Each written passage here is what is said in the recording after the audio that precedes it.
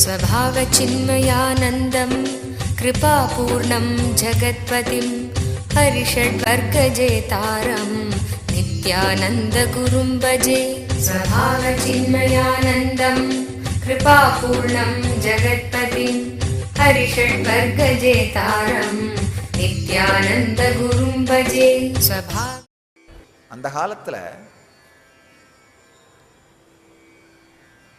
ஒரு தமிழ்நாட்டில் இருந்த ஒரு முக்கியமான ஒரு வணிகர் குலத்துக்கு அந்த குலத்தோட பழக்கமே என்னன்னா, கையெழுத்து போடும் பொழுதே அண்ணாமலையார் துணைன்னு தான் போடுவார்கள்.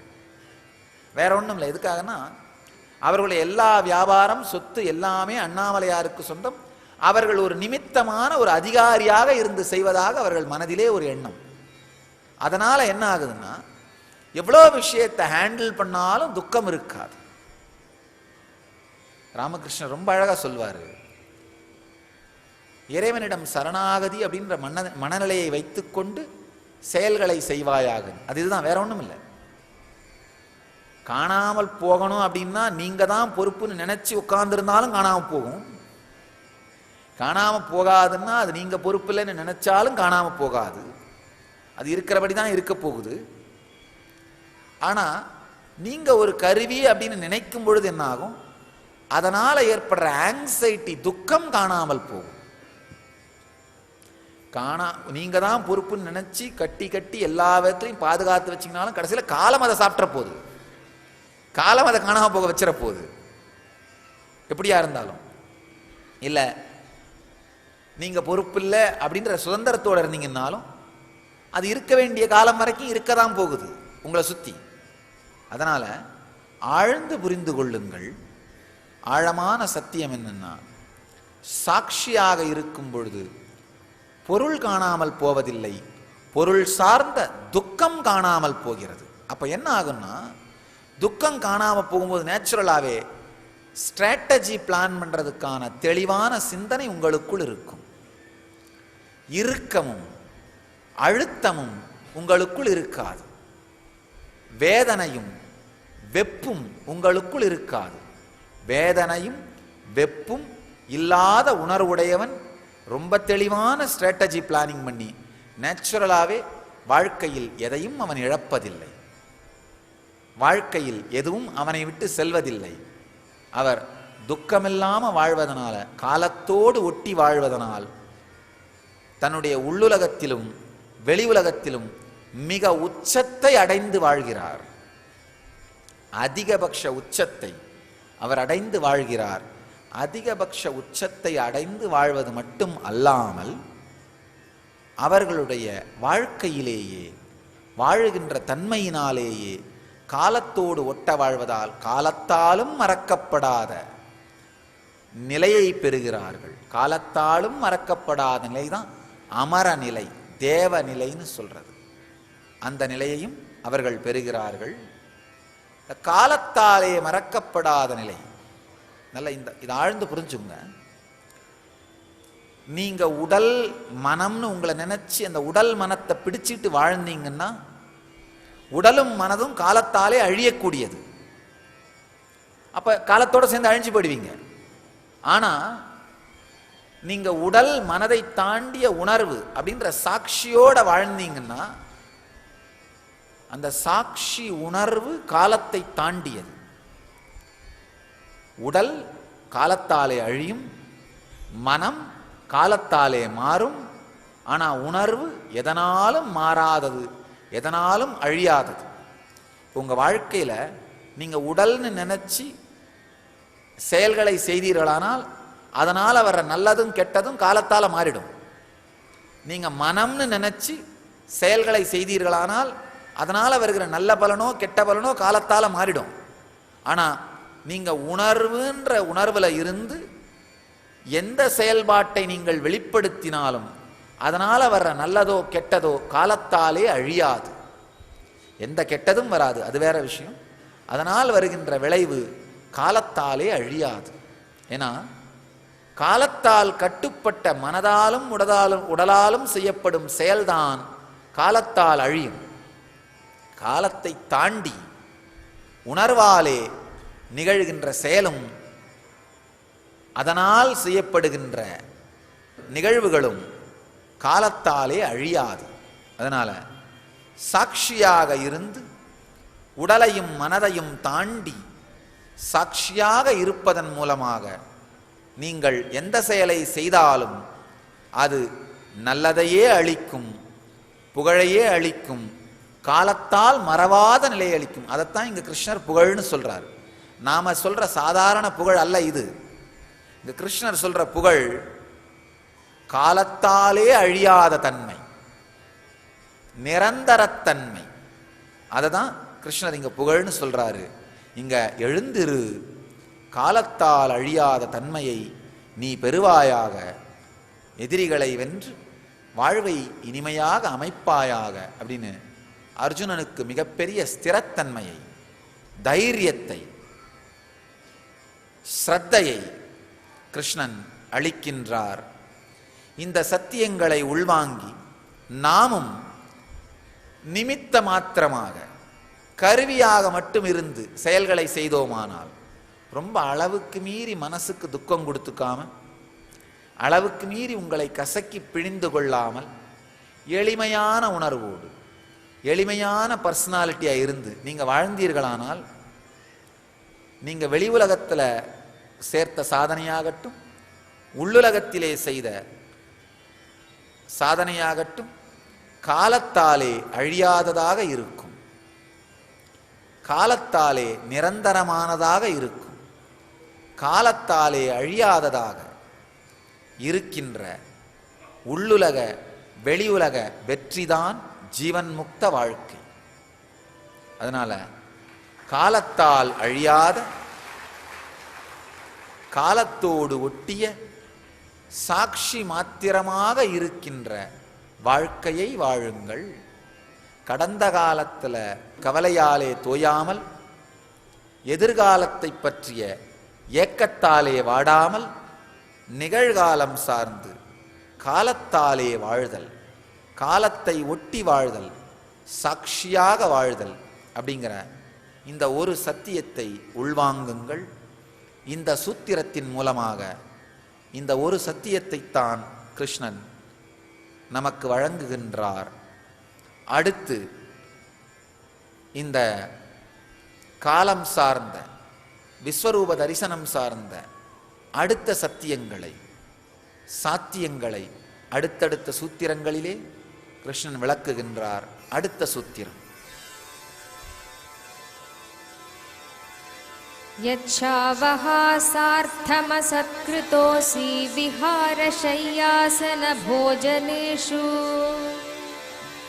ஏகோதவாப்யச்யுத தத்சமக்ஷம் தத்க்ஷாமயே த்வாமஹமப்ரமேயம்.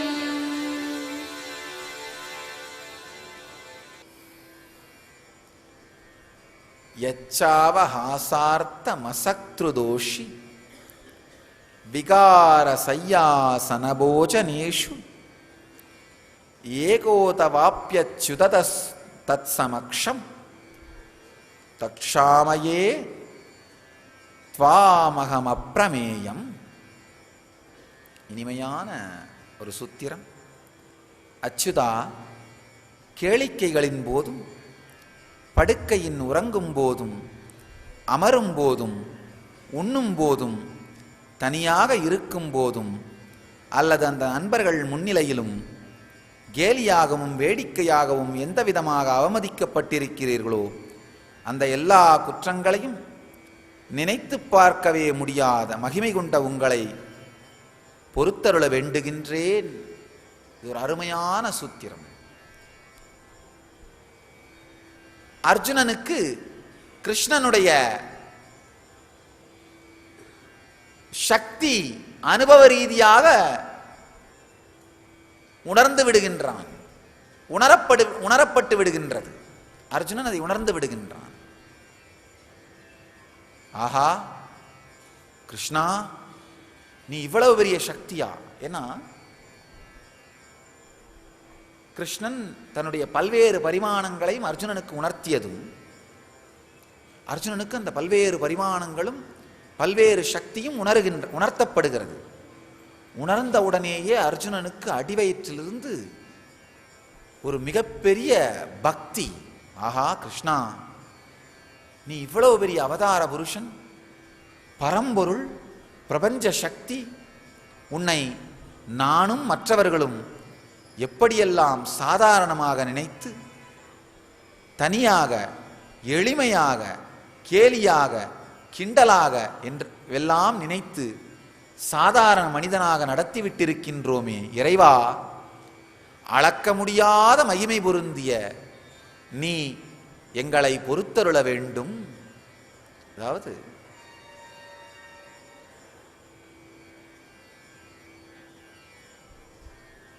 கிருஷ்ணன் ஒரு சாதாரண மனிதனாக பிறந்து எல்லோரோடும் வாழ்ந்து தன்னுடைய லீலையை செய்து கொண்டிருந்த காலம், அந்த காலத்தில் தான் இந்த நிகழ்வு நடந்தது. இப்போ கிருஷ்ணரை யாரும் பழிக்க மாட்டோம். காரணம் என்னன்னா, அவர் உடம்புல இல்லை, அவரால் நமக்கு எந்த பிரச்சனையும் இல்லை. அதனால தான் பார்த்தீங்கன்னா, எந்த துறையாகட்டும் அந்த துறை சார்ந்த நபர்கள் உடம்புல இருக்கும்போது பல்வேறு நபர்களும் பழிப்பார்கள். ஆனால் செத்து போனோட என்ன பண்ணுவார்கள்? எல்லோரும் புகழ்வார்கள். அது மனித இயற்கை, மனித இயற்கை அது. இங்க இப்ப யாரும் பழிக்க மாட்டார்கள். ஆனால் அவர் உடலிலே இருக்கும் பொழுது பல்வேறு விதமாக அவர் பழிக்கப்பட்டார், இழிக்கப்பட்டார், கேலி செய்யப்பட்டார், மரியாதை குறைவாக நடத்தப்பட்டார். இவன் அர்ஜுனனே கூட அவரை ஒரு அவதார புருஷன் என்ற விதத்திலே நினைத்ததில்லை, மதித்ததில்லை. அவதார புருஷன் என்கின்ற அளவிலே அவர் அர்ஜுனன் கூட கிருஷ்ணனை மதித்ததில்லை. மேபி என்னை விட கொஞ்சம் புத்திசாலி, ஃபர்ஸ்ட் ரேங்க் பார்க்குற பையன் விடுப்பா, அவ்வளவுதான். கிருஷ்ணனும் அர்ஜுனனும் ஒன்றாக பயின்றவர்கள், சாந்தீபனி குருகுலத்திலே ஒன்றாக பயின்றவர்கள். ஒருவேளை ஃபர்ஸ்ட் ரேங்க் வாங்குற மாணவர், அவ்வளவுதான். அவ்வளவுதான் அர்ஜுனன் கூட நினைச்சிருந்தானே தவிர விஸ்வரூபத்தை பார்த்த பிறகுதான் அவதார புருஷன் என்று புரிந்தது. ஒரு அவதார புருஷன் பூமியில் இருக்கும் பொழுது யாருமே அவரை அவதார புருஷன் என்று கண்டுகொள்வதில்லை. போன பிறகுதான் ஐயோ விட்டுட்டோமே. மனித இயற்கை இது.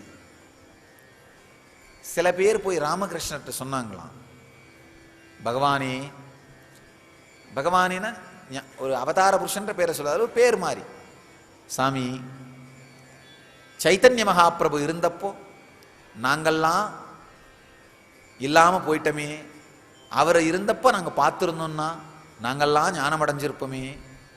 ராமகிருஷ்ணன் ரொம்ப அழகா சொன்னாராம், சைத்தன்யர் இருக்கும்போது பல பேர் அவர்கிட்ட போய் ஐயோ நாங்க கிருஷ்ணரை பார்க்காம போயிட்டோமே, கிருஷ்ணர் இருந்தப்போ இல்லாம போயிட்டோமேன்னு புலம்புவார்களாம்.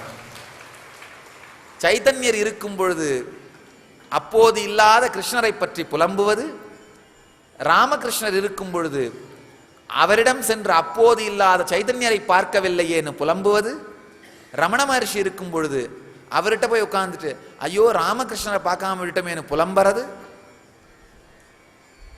இப்ப வந்து உட்கார்ந்து ரமண மகர்ஷியை ராமகிருஷ்ணனை பார்க்காம விட்டுட்டமேனு புலம்புறது. மனித மனம் எங்கு சென்றாலும் இருக்கின்ற இருப்பை பார்க்காமல் இல்லாததை பற்றியே புலம்புகின்ற மன அமைப்பு. ஆழ்ந்த சத்தியத்தை புரிந்து கொள்ளுங்கள். இருக்கும் பொழுது கிருஷ்ணரும் அவமதிக்கப்பட்டார், அவதூறாக பேசப்பட்டார். இருக்கும் பொழுது ராமரும் அவமதிக்கப்பட்டார், அவதூறாக பேசப்பட்டார். இருக்கும் பொழுது ராமகிருஷ்ணரும் அவமதிக்கப்பட்டார், அவதூறாக பேசப்பட்டார். இருக்கும் பொழுது விவேகானந்தரும் அவமதிக்கப்பட்டார், அவதூறாக பேசப்பட்டார். மனித மனம் இருக்கும் பொழுது யாரையும் ஏற்றுக்கொள்ளவோ புரிந்து கொள்ளவோ இயலாதது. கிருஷ்ண பரமாத்மா இருக்கும் பொழுது அவரை அஸ்வத்தாமன் பல்வேறு விதங்களிலும் பல்வேறு முறைகளிலும் துரோணருடைய மகன் அஸ்வத்தாமன் ஒரு முறை பழிக்கின்றான். அது இல்லாமல் பல அசுரர்கள் அவரை அழிக்கவே முயன்றிருக்கிறார்கள். கம்சன் ஏவிவிட்ட கூலிப்படை கொண்டு தாக்கப்பட்ட முதல் அவதார புருஷர் கிருஷ்ணர் தான் நினைக்கிறேன். கூலிப்படைகளை ஏவி ஏவி தாக்கப்பட்டார். கடைசியில் கம்சனே நேரடியாக அழிக்க முயற்சித்தான். அஸ்வத்தாமனால் பழிக்கப்பட்டார். இதை தாண்டி சிசுபாலனாலே மிக மோசமான அசிங்கமான முறையிலே அவதூறாக பேசப்பட்டார். ஒரு யாக சபையிலே பொது இடத்திலே சிசுபாலன் அவரை அளவுக்கு மீறி தூற்றுகிறான். நீ பெண் பித்தன், பெண்கள் பின்னால் அலைபவன். ஏன்னா கோபிகைகள் பல பேரோடும் வாழ்ந்ததனால் பெண் பித்தன், பெண் பின்னால் அலைபவன் என்றும் பல்வேறு விதத்திலே தூற்றுகிறான். துரியோதனன் ஆசனம் கொடுக்காமல் அவமதித்தான். ஒவ்வொரு விதத்திலும் கிருஷ்ணர் அங்க போயிருக்க வேண்டிய அவசியமே இல்லை. இவங்க 2 பேரும் சாக வேண்டாமே அப்படின்றதுக்காக அமைதி தூதுக்கு போறார். ஆசனம் கூட கொடுக்காமல் அவமதித்தான் துரியோதன். இருக்கும் பொழுது பல்வேறு விதத்திலும் அவமரியாதைப்படுத்தப்பட்டார், பல்வேறு விதத்திலும் தூற்றப்பட்டார். இது மனித மனம். சிசுபாலன் தூற்றும் பொழுது பொறுமையா இருக்கார், ரொம்ப பொறுமையா இருக்கார் கிருஷ்ணன். எல்லாரும் கேட்கறாங்க, ஏன் சும்மா இருக்கீங்க அப்படின்னு. அவன் 100 முறை தூற்றும் வரை அவனை ஒன்றும் செய்வதில்லைன்னு அம்மாவுக்கு வாக்கு கொடுத்துருக்கேன். அவனுடைய தாய்க்கு 100 முறை முடியட்டும், அப்புறம் பார்க்கலான்றாரு. வேற ஒண்ணும் இல்லை.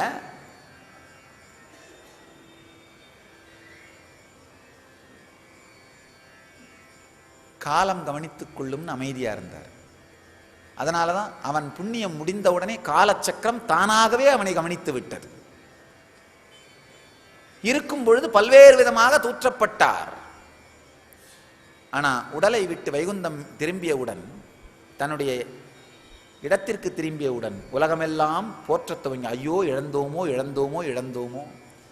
சில பேர் தூற்றினார்கள், சில பேர் தூற்றவில்லை. ஆனால் முழுமையாக புரிந்து கொள்ளவில்லை. அவர்களும் ஒரு விதத்தில் இழந்தவர்கள் தான். முழுமையாக புரிந்து உள்வாங்காதவர்களும் ஒரு விதத்தில் இழந்தவர்கள் தான். ராமர் வந்த பொழுதும், கிருஷ்ணர் வந்த பொழுதும், ராமகிருஷ்ணர் வந்த பொழுதும் அதே மாதிரி தான். ராமகிருஷ்ணர் இருக்கும் பொழுது எல்லோரும் அவரை ஏற்றுக்கொண்டார்கள் நினைக்காதீங்க. அவர் இருந்த பொழுது பல பத்திரிகைகளிலே அவரை பற்றி மிக மோசமான அவதூறான செயல்களும் செய்திகளும் பரப்பப்பட்டன.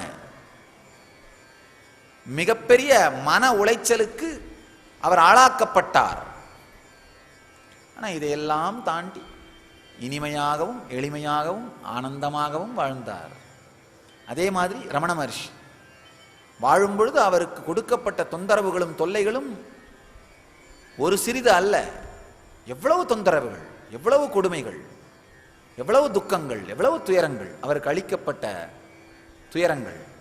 ஆனால் எதனாலும் அசையாமல் இனிமையாக இருந்தார். ஆழ்ந்து புரிந்து கொள்ள வேண்டிய சத்தியம் என்னன்னா,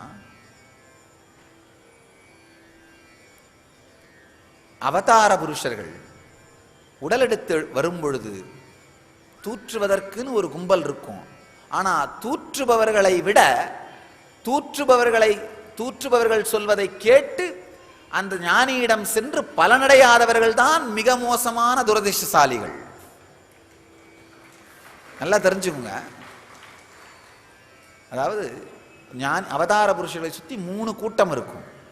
ஒன்று ஏற்று ஆனந்தமாக அவரோடு வாழ்பவர்கள், இன்னொன்று தூற்றி பழித்து அதுக்காகவாவது அவரையே சிந்தனை பண்ணிட்டு இருப்பவர்கள், மூணாவது இந்த தூற்றுபவர்கள் பேச்சை கேட்டு இவரை சென்று இவர் வழியில் நடந்து அந்த ஞானத்தை பெற்றுக்கொள்ளாதவர்கள்.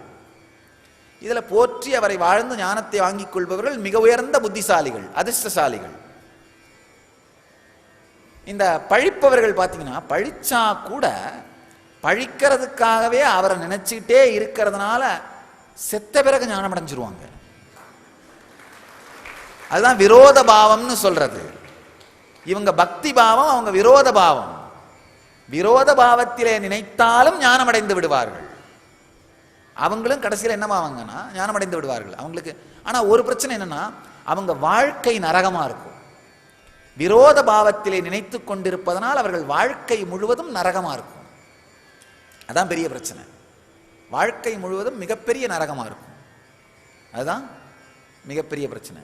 ஆனால் இவர்களை விட மோசமான துரதிர்ஷ்டசாலிகள் யாருன்னா, இந்த மாதிரி யாரோ சொன்னாங்கன்றதுக்காக அந்த ஞானியை தவற விட்டவர்கள், பயன்படுத்தி கொள்ளாதவர்கள், ஞானத்தை அடையாதவர்கள், அவங்க தான் மிகப்பெரிய துரதிர்ஷ்டசாலிகள். ஏன்னா இவங்களாவது விரோத பாவத்தில் நினைச்சுக்கிட்டே இருந்து கடைசியில் ஞானம் அடைஞ்சிருவாங்க. இவங்களுக்கு அந்த புண்ணியமும் இல்லை. அந்த புண்ணியமும் இல்லாதனால அவர்கள்தான் மிகப்பெரிய துரதிர்ஷ்டசாலிகள், மிக மோசமாக துரதிர்ஷ்டம் செய்தவர்கள். ரொம்ப அழகா பாகவதத்திலே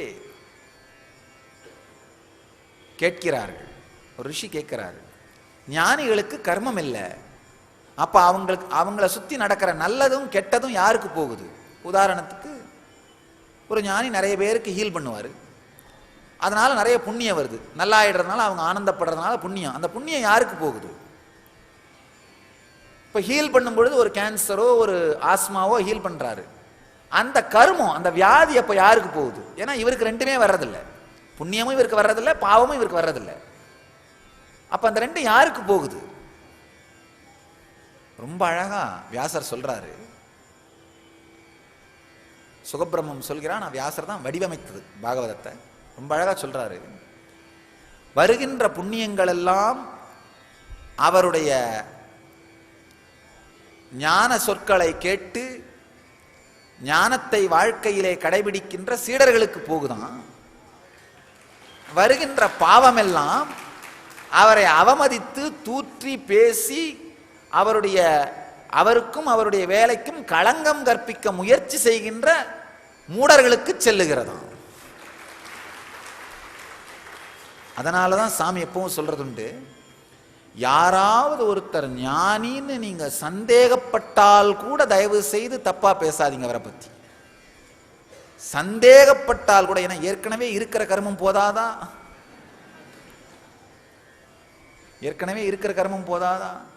அதனாலதான் எப்போவாவது நம்ம சீடர்கள் வந்து, சாமி அந்த நபர் உங்களை பத்தி தப்பா பேசினார், அந்த மாதிரி சில பேர் தப்பா எழுதுறார்கள் அப்படின்னு சொன்னா எனக்கு அவர்கள் மேல கோபம் வர்றதில்லை, பரிதாபம் வரும். ஐயோ பாவம். ஏன்னா நாம சேர்த்து வச்சிருக்க கெட்ட கர்மம் ஜாஸ்தி. ஒரு நாளைக்கு பல கேன்சரை ஹீல் பண்றோம், ஆயிரக்கணக்கான கேன்சர். அது எந்தெந்த கேன்சரா போகும்னு தெரியாது, பிளாங்க் செக்கா போகும், அவங்களே ஃபீல் பண்ணிக்க வேண்டியதுதான். சில நேரத்தில் எனக்கு தோணும், ஐயோ அவங்கள பார்த்து கோபம் வர்றதில்லை, ஐயோ தெரியாமல் வினையை சேர்த்துக் கொள்கிறார்களே, தெரியாமல் துக்கத்தை சேர்த்துக் கொள்கிறார்களே. இல்லை நான் வேற ஒன்றும் இல்லை, யாரையாவது பழிக்கிறதே மன அமைப்புன்னு இருந்ததுன்னா அட்லீஸ்ட் ரோட்ல போறவர் ஒரு நாய் பேய் பழிச்சா கூட தப்பு இல்லை, அதனால பெரிய கர்மம் வந்துடாது. ஆனா அதையெல்லாம் பழிப்பதனாலே திருப்தி அடையாமல், சின்ன சின்ன விஷயங்களை பழிப்பதாலே திருப்தி அடையாமல் ஞானிகளை பழிக்கும் பொழுது என்ன ஆகுதுன்னா ராங்கான இடத்துல கை வச்சிடும்.